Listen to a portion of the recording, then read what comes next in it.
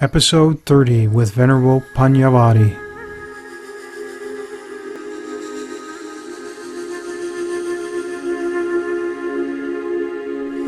Where meditation meets daily life, this is the Meditation Freedom Podcast. Thank you so much for joining the Meditation Freedom Podcast. My name is co-Abbot, and today I'm going to be interviewing Venerable Pannavati, who is a former Christian African-American pastor who co-founded and is a co-Abbot of the Embracing-Simplicity Hermitage in Hendersonville, North Carolina.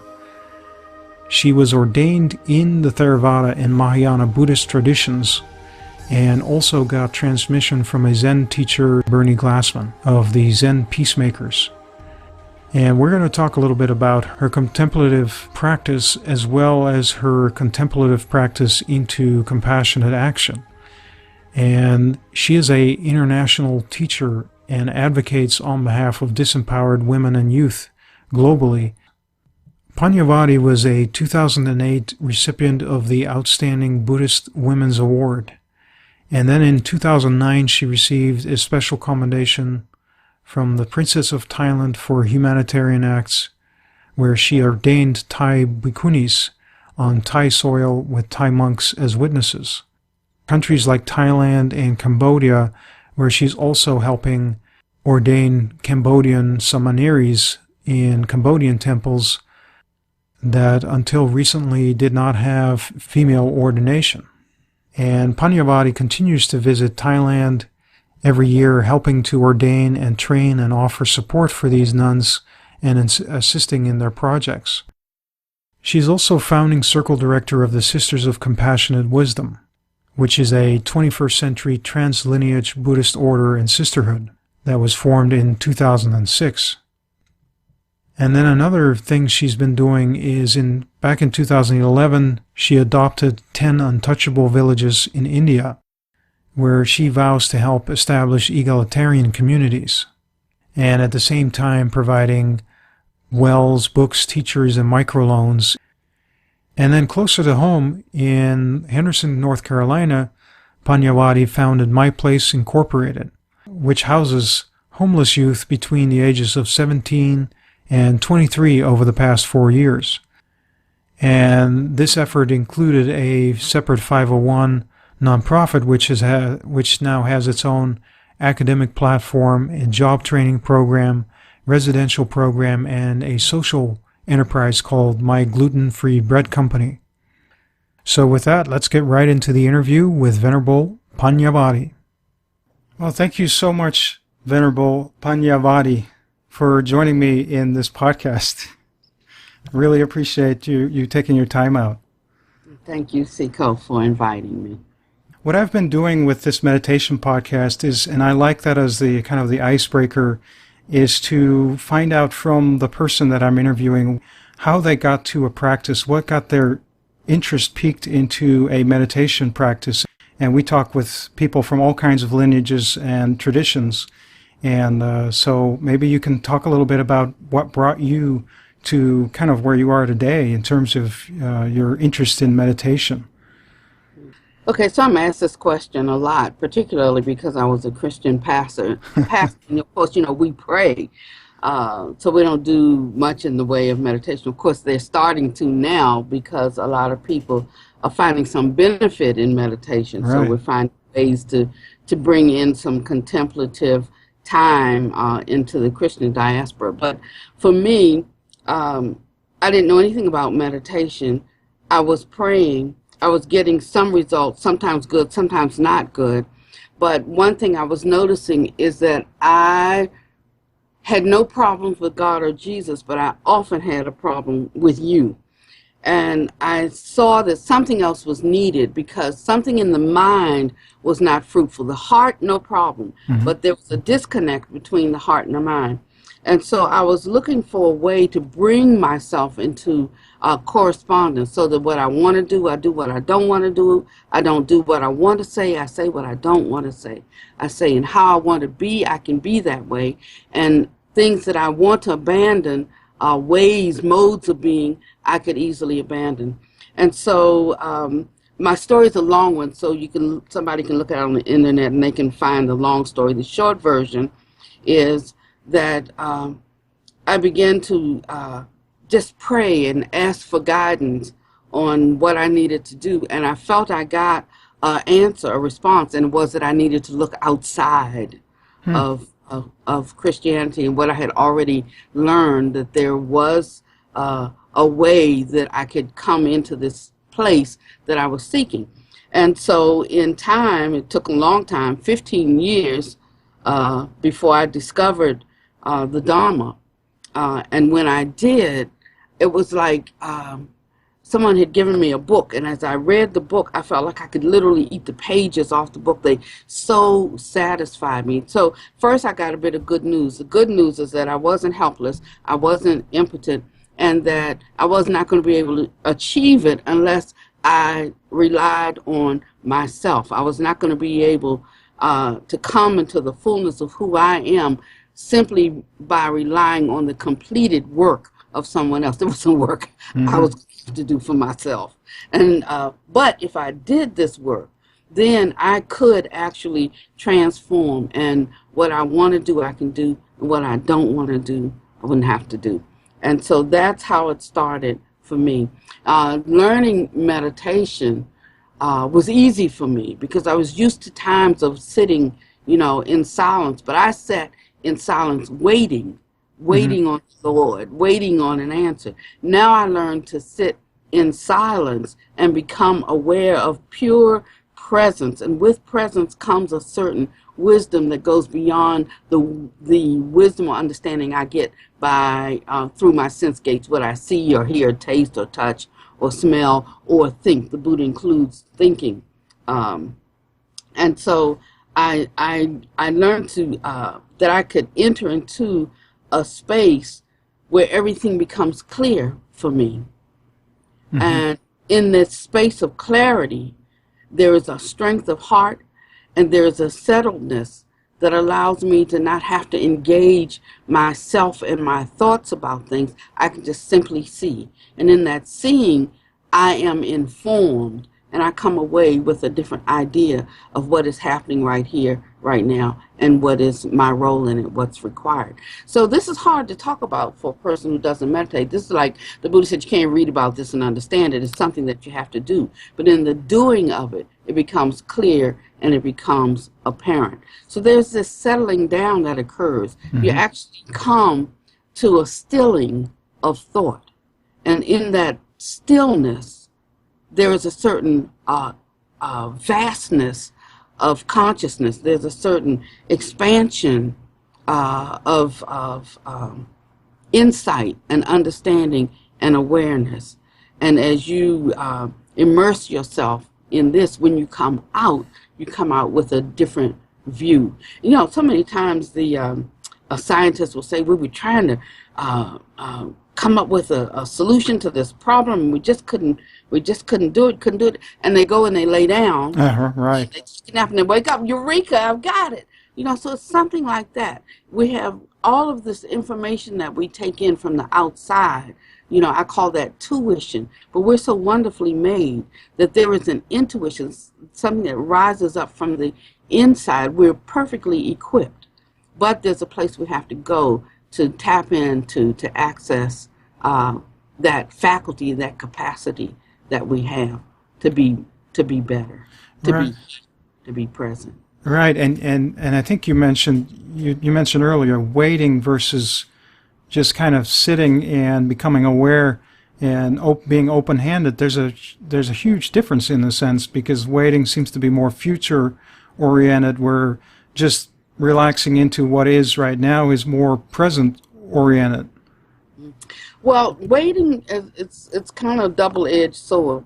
I think of waiting in the old sense as if I was waiting on someone or to do something for me, to empower me, to give me something, to give me an answer, but this waiting, I'm speaking of now with meditation is more like when you go to a 5-star restaurant and there's the waiter standing very close by your table, not too close, not too far, and he has the cloth over his arm and he's there being very present but almost invisible. He's just waiting to see the slight movement of the head that says, I need something.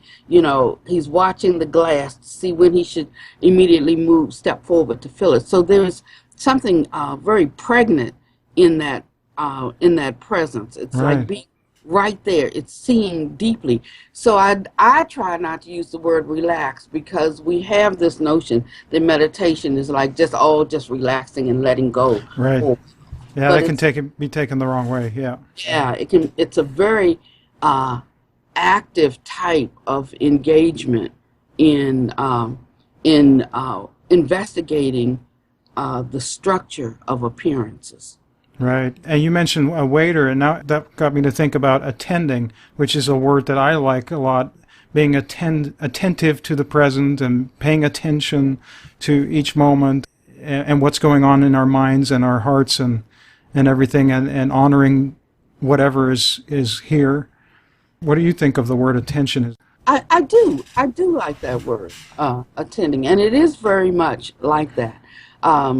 Being a mother, I know what that means. I know how to attend, and you can get so good at it that a mother can be in another room, and if the baby is fidgeting, the mother knows the connection goes beyond a very gross, dense level.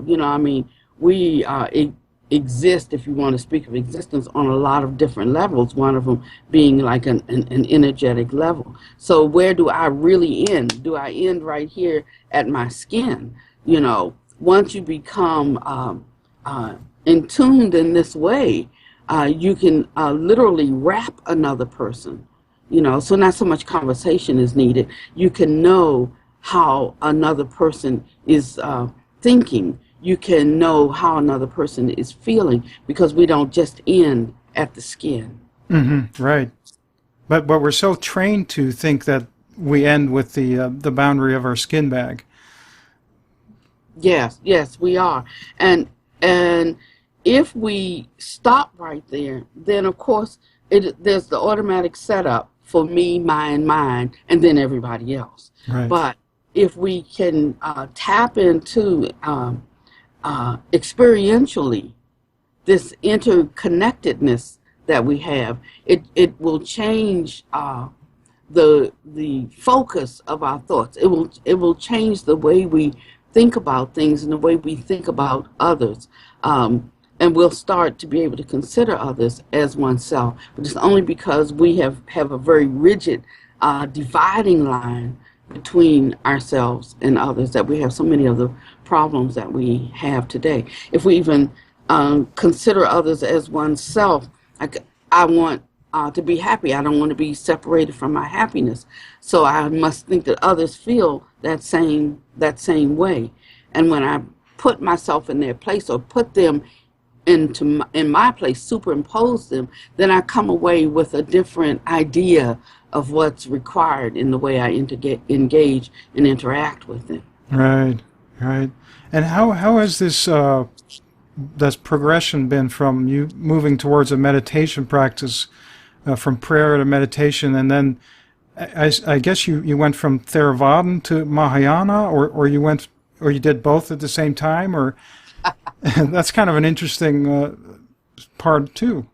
Yeah, well, I actually started Mahayana, and of course that was easy because there is a lot of devotion in Mahayana, which I absolutely love, because I think it's a way that it really opens the heart. It allows us to be vulnerable, or we think of it as being vulnerable, but in it we find our true strength. We find out who we really are as human beings, and that was very good. But then on down the road, I ran into a Theravadan monk, and he gave me a copy of the Majjhima Nikaya, and when I read it, it was like so clear. As I said in the beginning, I didn't have a heart problem.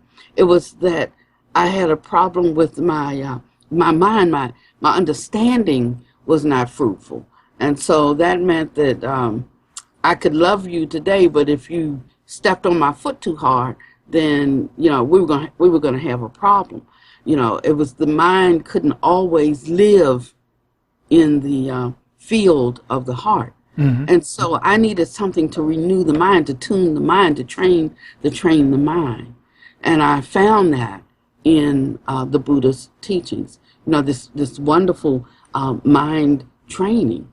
That's what I love about it. And so now I'm learning to be an island unto myself, not looking for anything from anyone else.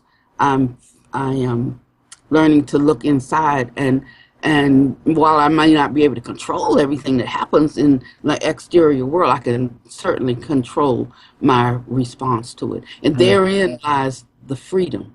Therein lies the liberation from the mental suffering, how I see and respond, to the present moment. Right. And I mean, talk is cheap too, Right, yeah. We can learn the jargon, we can talk it all day long, but in the moment, when I really need it to rescue me, is it there? Is it there for me? And that's where practice comes in. Right. So we practice, but, I always tell people practice doesn't make perfect. Perfect practice makes perfect.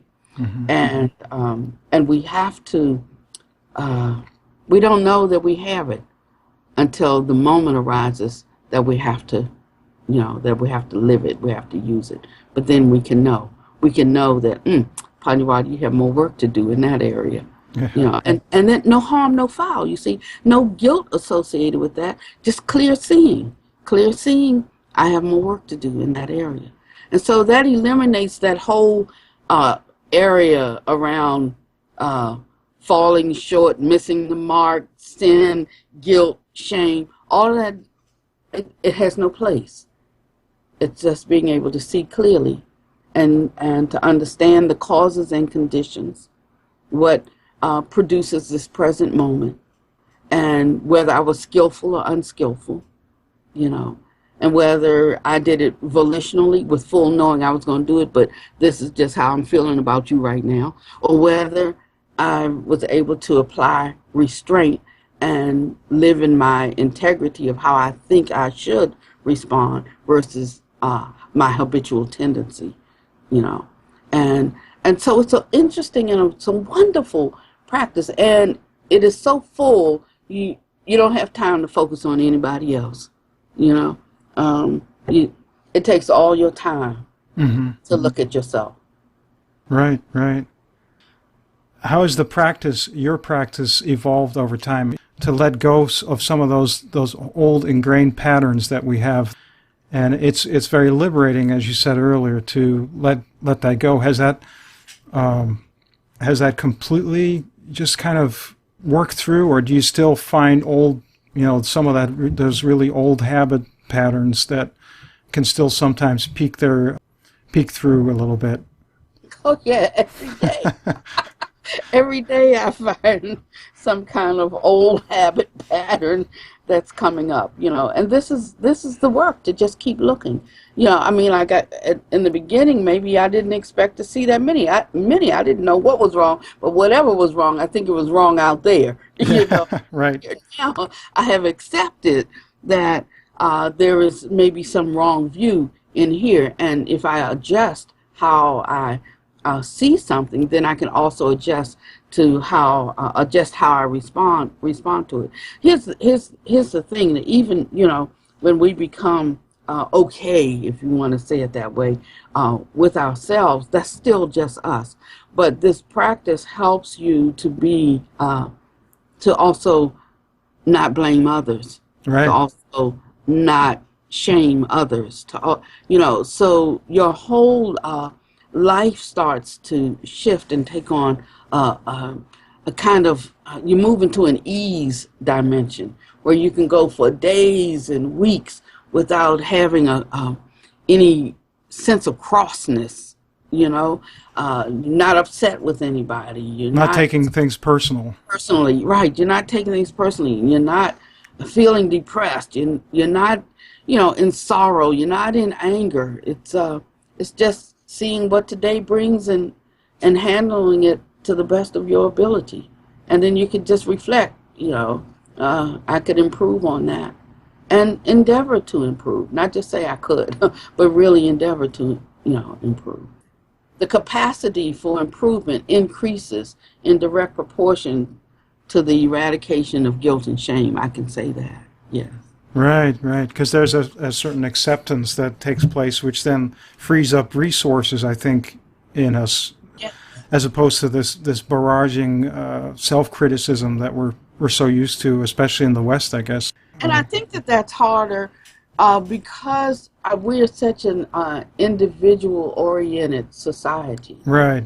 Everything is about achievement, being the best, being the greatest, having the most, and all of these messages that we get from everywhere, kind of propel us towards that sort of neurosis, where in many other countries or many other societies there is a more a communal way Right.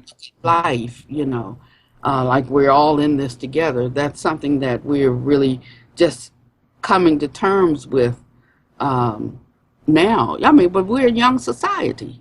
We're a little over 200 years of we're still adolescents. I don't know if we're even that old in terms of civilizations, but we're having to learn this kind of coming together. That's what all this diversity conversation is about. They talk about diversity. I like to talk about unification of mind. And I think that a lot can be accomplished if the more we see our commonalities, and engage one another, being able to hold someone else's view the same way that we hold ours. I mean, like I respect mine. Can I respect yours as your view, for you?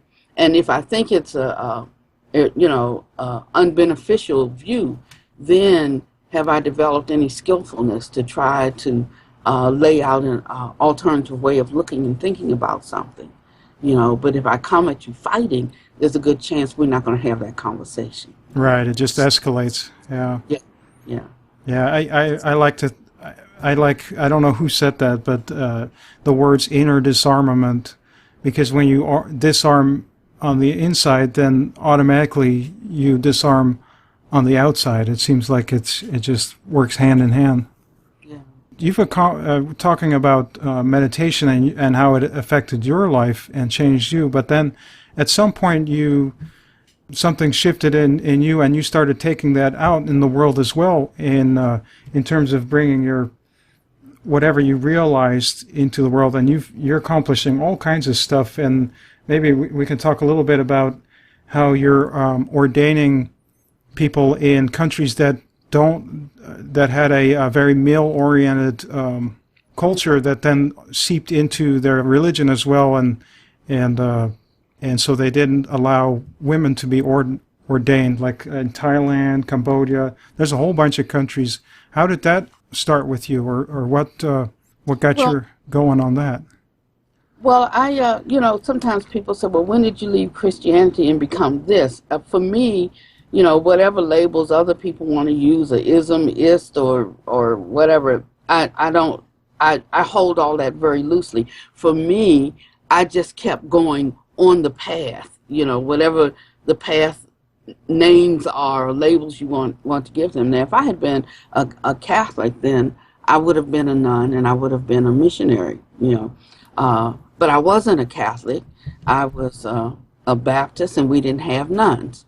And our missionary work was basically fundraising to pay off the church and things like that, So I wanted to really engage more with people and felt a heart for people. And I found a way to do that, being a Pentecostal and a charismatic. Because it was really heart-to-heart connection. So when I became a Buddhist 15 years later, I found that didn't seem to have quite as much heartfulness in it. There was a great progress being made with understanding how things are, but that's just one part of this, and how it becomes something that is dynamic, that's alive, and that impacts other people's lives. I didn't see too much movement in that direction. So I just started doing what I did, as a Christian. Well, in the beginning, I would get emails saying, "Oh, Pannavati, monastics don't do that. Monastics don't do that. Monastics don't do this."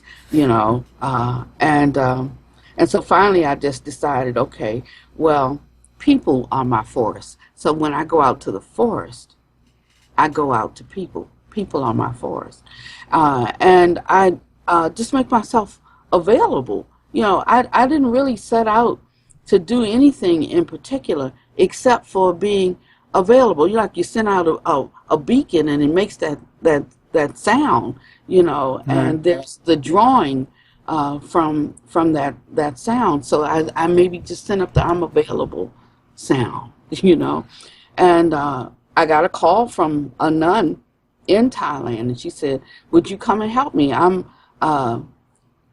I guess maybe I'd said a few things so she could see I wasn't timid.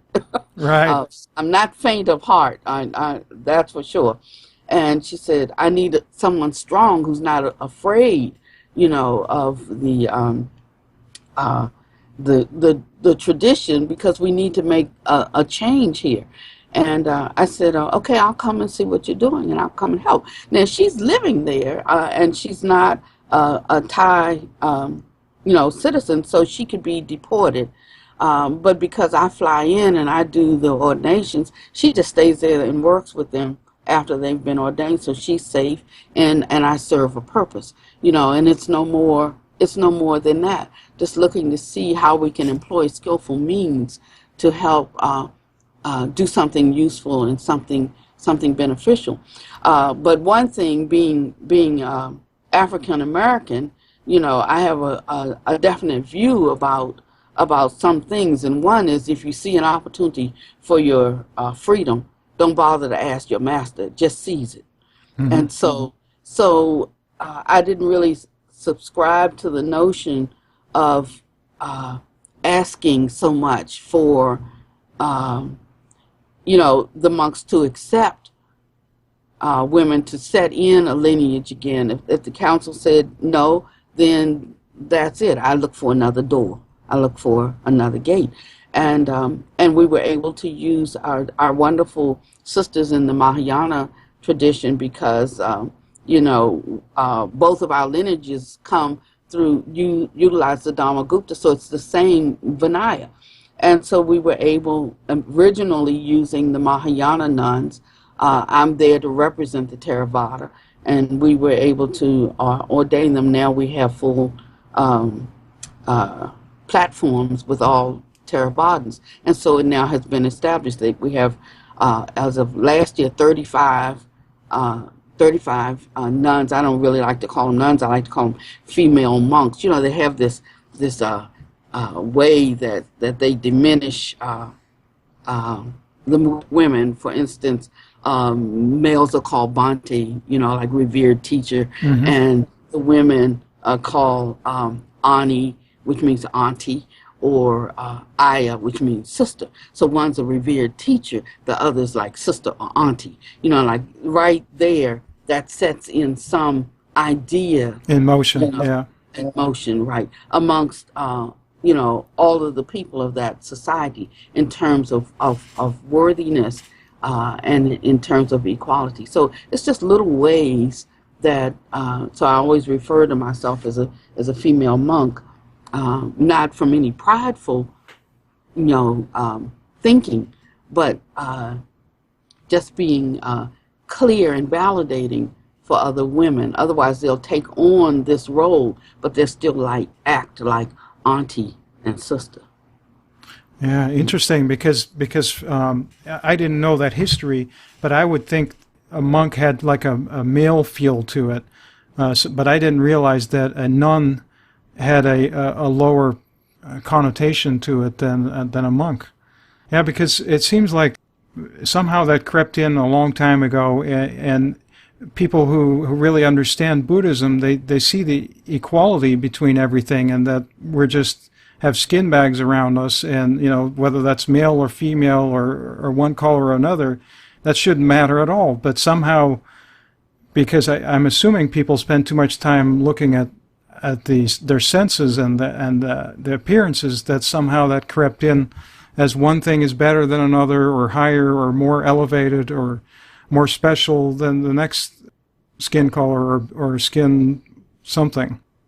Yeah, it is. And that's why, the Buddha cautions us to set a watch. That's the first part of our practice, is to begin to draw our gaze in, to be careful of how we hear. That third precept, it talks about avoiding, we say sexual misconduct, but it was sensual misconduct. And that means don't take everything you see as the gospel truth. That's, because our seeing can be faulty.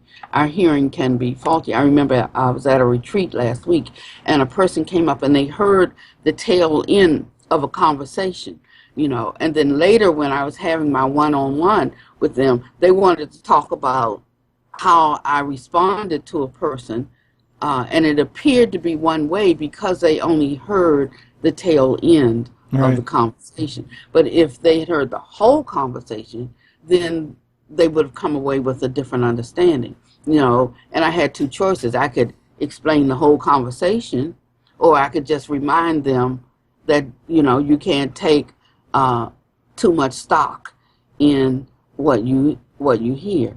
You have to be, you have to really be careful of the assumptions that we draw from the limited information that we take in through the sense gates, and then we get all out of sorts about it. And when somebody comes and explains, oh, I understand. I'm sorry. But if we get in the habit of not doing that, then we find that we'll have more peaceful, happy minds. We won't be busybodies, and we can learn how to even tolerate or even overlook a slight. Right.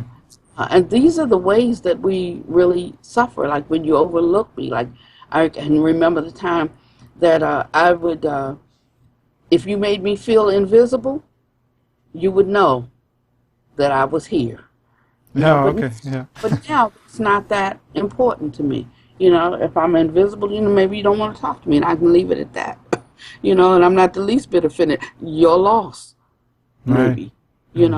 So it's all these kinds of different ways. It's how this practice, and not just meditation, but he says, so we talk about mindfulness and being mindful. Well, we're already mindful. It's just, what are you mindful of? So there's not just the criteria of mindfulness. Mindfulness is always attached to something, and if we forget that, then we'll run off on a tangent with mindfulness, but we won't have the whole picture. We won't be able to bring it together correctly for its highest and its best use. I mean, a sociopath is extremely mindful. Yeah. But where is his attention? And what other factors inform that intention? In his development or cultivation of kindness and care for others, or her compassion, so there's this eightfold path, of which mindfulness is one aspect of that. Right. But there's these other seven that we have to tend to, starting with right view. So we have to seek out people that we think are wise, unless I think I'm wise and don't need anybody. But if I'm still suffering, then there's probably some wisdom I could tap into to become better. So you seek out one who is wise and hear what they have to say. And then he said, don't just hear it, don't just accept it, but put it into the cauldron of your experience. Investigate and see if that doesn't, if that inures to your happiness or to more benefit. He says, if so, then you should cleave to that. If not, abandon it. Right. And always verify it. Yeah. Yeah. With your own experience and practice. Yeah. And I guess that's one of the reasons I like doing this show too, is because now you're seeing this trend of mindfulness as being very popular, but it's being used, like you said, for a sociopath maybe to do their skill better, and maybe there's a lot of things that it's being used for where it's being cut off from the moral and the wisdom part, and it's just as a, here's how you can win the game better, or the Seattle Seahawks were talking about how they can win better if they're mindful, practice mindfulness. Yeah, absolutely. So I've been a little bit, and don't get me wrong, I think that it's wonderful, that this part of the Dharma has moved into the mainstream society, because without it, I don't think you could go much further. Everybody's not going to sign up to be a Buddhist. That's just it. Right. Simply because of the identification of a label. And but if you take something out of its container, then some of the efficacy is lost and some of the benefit is lost.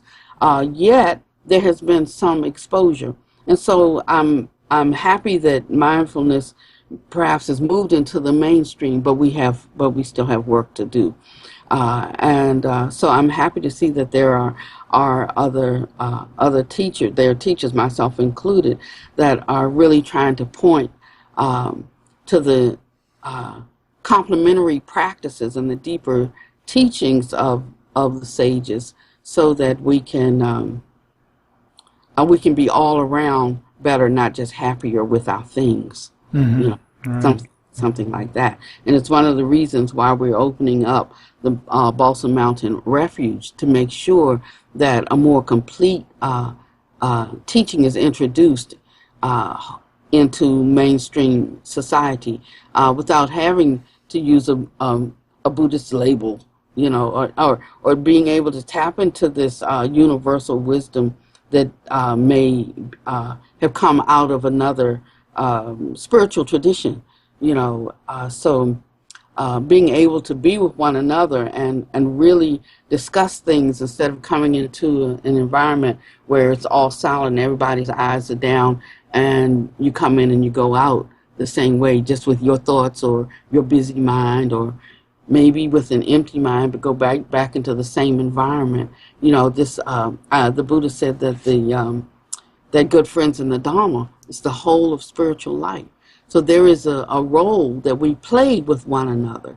And many of us, the only time that we have a time to connect is when we come together, at retreat. We live in areas where there's no Dharma center, or we don't talk in our Dharma hall. We just come on Tuesday, Thursday, and Sunday for an hour, hear Dharma, meditate, and go out. Right. So these are places where we can cultivate and develop long-lasting and very dear friendships.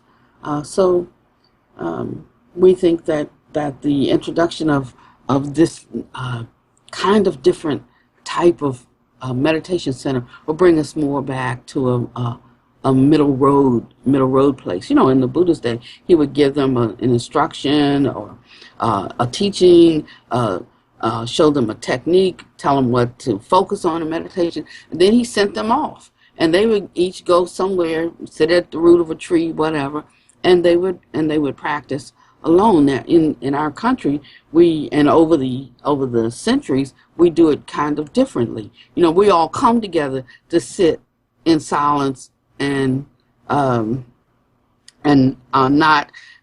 be in communion with each other. We're just all there individually, and then we go out. That's the exact opposite. He brought them together. When they came together, he talked about the 10 kinds of conversations they should have with one another during that precious time together, and then they would go out again into their individual meditation. So it's interesting how things turn around, and sometimes we need to reverse. Yeah. Go back to something in a way that was offered. We can find something else to squeeze out of it. Yeah. It sounds like it is really adapting here as it moved to the West and the United States, this Buddhism. Yeah. And so the other thing I wanted to mention to you, you're helping what used to be called untouchables, and I don't know how to what extent that's still being used. The Dalit, the caste system, which is another thing that's kind of has a similar theme to what we were talking about earlier, where people they take a teaching and then they twist it a little bit around to meet certain needs, and it kind of is corrupted from the initial understanding of equality, because a caste system to me is putting one group on a higher level than another, and that creates all kinds of problems then. But it looks like you've been working on helping level that playing field. Well, the one thing I have to say is that I needed to educate myself, because I didn't really realize that untouchability was still in existence. They had the anti-atrocity law that came out in 1950, and that was supposed to be the end of untouchability. But it's not laws that do things to people. It's people who do things to people. Right. And people are still very much in that long-held custom of ranking according to caste. So the Dalits have renamed themselves. They call themselves Dalits, which means broken, the broken people. And we do go there and work. Some people say untouchability doesn't exist.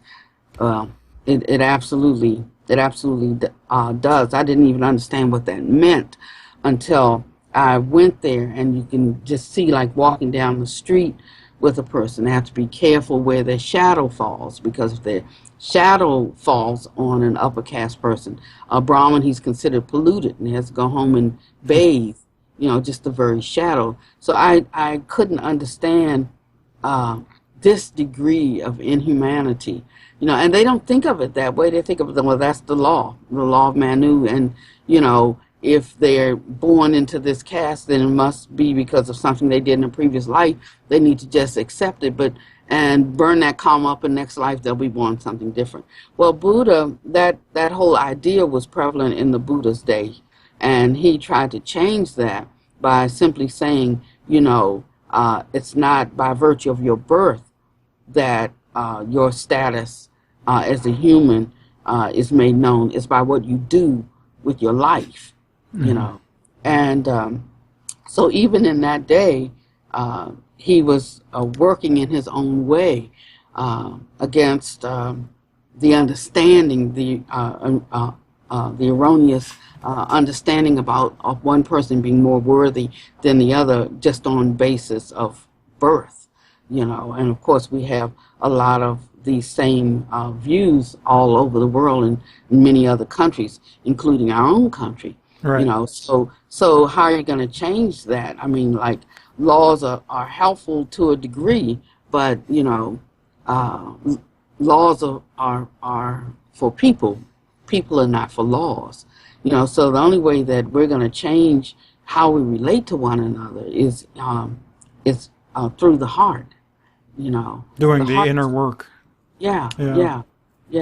And so it's wonderful to be there with them, and I don't consider myself doing so much for them. I tell you, what I get from them is more than what I give, without a doubt.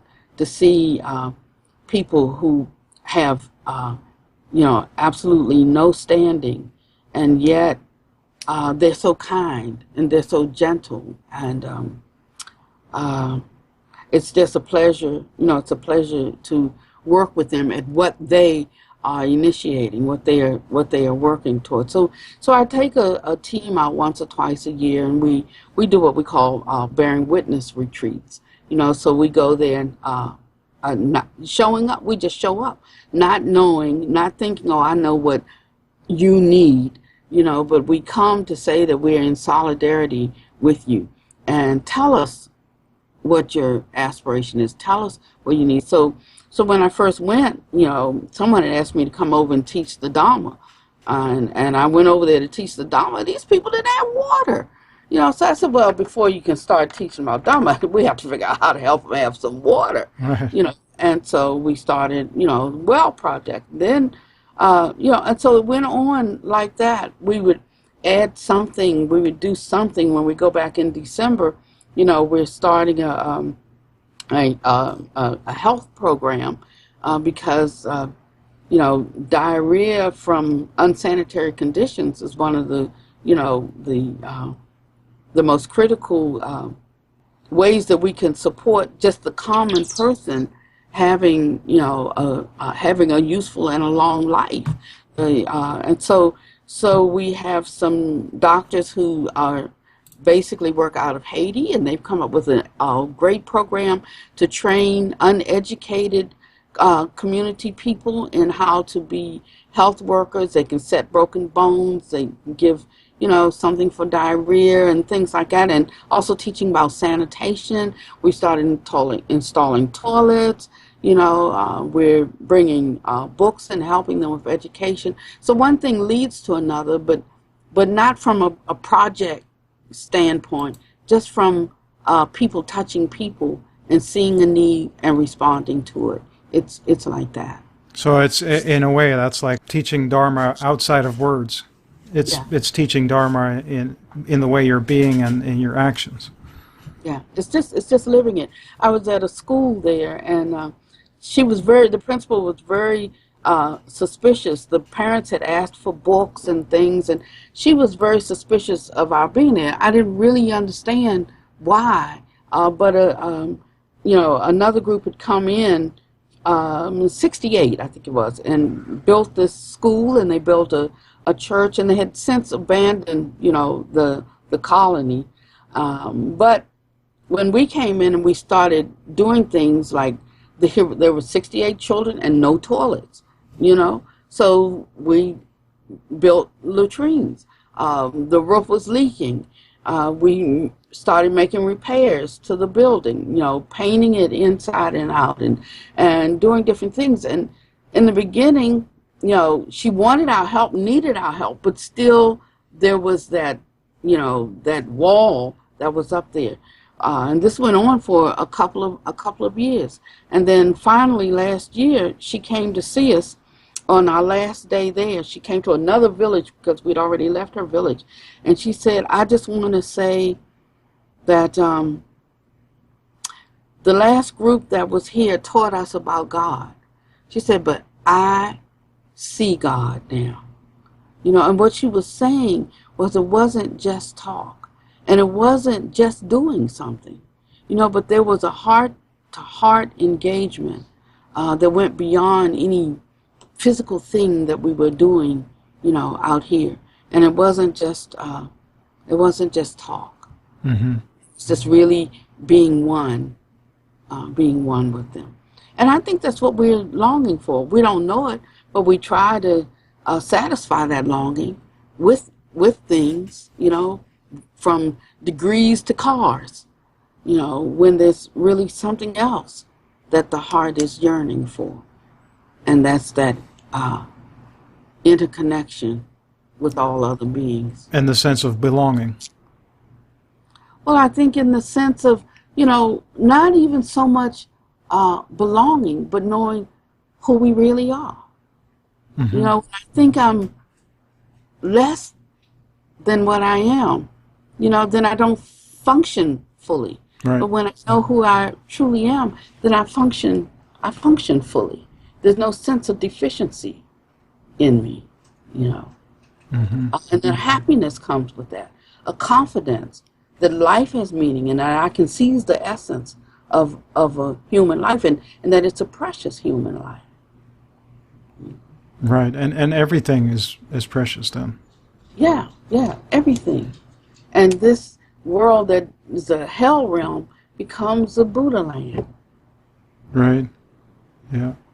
Because that's another trap we tend to fall into, is that we want to get out of this world because there might be a better one after, Yeah, well, the Buddha said it's like whatever seeds you plant, that's the tree that's going to grow.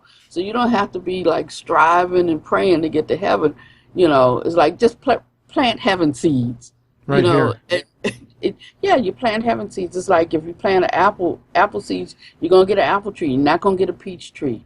So you do good deeds, then there's going to be a good destination. For the one who believes or who desires a heavenly rebirth, he said, then plant the seeds that produce that kind of tree. That's all you have to do. Then you don't have to ask anybody, can you get in? You don't have to, you just plant the tree, the seeds, and water. That's all. Right. Yeah, that's great. Yeah, well, maybe you have one more thing you want to tell listeners on how to be more at peace with yourself and with the world and more connected. Maybe you have some final tips for somebody listening who's thinking about that. I think you just said it. Listen, listen. If we will open ourselves up to just listen to others without, crafting our response while they're speaking, without thinking they don't know, I'm the one who knows, without tearing apart how they said it, without manufacturing in our minds why we think they said it. But if we will just start developing the practice of listening and being able to just hold our tongue and our thoughts for a few minutes, then I think our understanding can grow and we can be better at how we respond. And that's part of what meditation does. Right. It teaches us to take that pause, have that downtime instead of a knee-jerk reaction. We'll become happier, our hearts will become healthier, and I think that we'll be friendlier. I agree. That's great. Well, thank you so much for taking the time again, and I really appreciate all the things you've shared, and thanks so much. And is there anything you would like to share? Where people can find more about you, or if they would like to follow up and see more of what you've just shared. Well, you can always go out to my website at pannavati.org, PANNAVATI.org. And starting next week, you can go out to our new website, balsamrefuge.org, BALSAM refuge.org, and see what we're trying to put together with this new community and come and be a part of it. Great. Thanks again, and I will keep following and see what else you're doing in the future. Okay, my friend. I hope you enjoyed this interview with Pannavati, and I certainly did. The show notes for this episode are at meditationfreedom.com/30. Feel free, as always, to leave a few comments if you enjoyed this. And as I'm putting the final edits on this podcast episode, I just wanted to mention as well that if you enjoyed this podcast in any way, or if you got some value out of it, please consider going to iTunes or any of the places where this podcast is being posted. Consider giving it a review. Maybe just clicking the stars to show your interest in this podcast, or leave a review. That's even more wonderful. Well, I hope you have a wonderful day and rest of your week. I know I did have a wonderful day. Instead of finishing this podcast, I decided that taking care of my health was more important, and I went out and did a climb up to a ridge behind the Santa Rosa Mountains, and it was wonderful. There was some sprinkles, and eventually I ended up being chased down with tail between legs from some thunder and lightning, and I thought I better get the hell off this mountain. So that was my day. I hope you have a wonderful day as well, and give yourself some time as well to pause and enjoy the present moment, and just take an occasional break wherever you are. Take care. Thank you so much for joining us on the Meditation Freedom Podcast, where meditation meets daily life.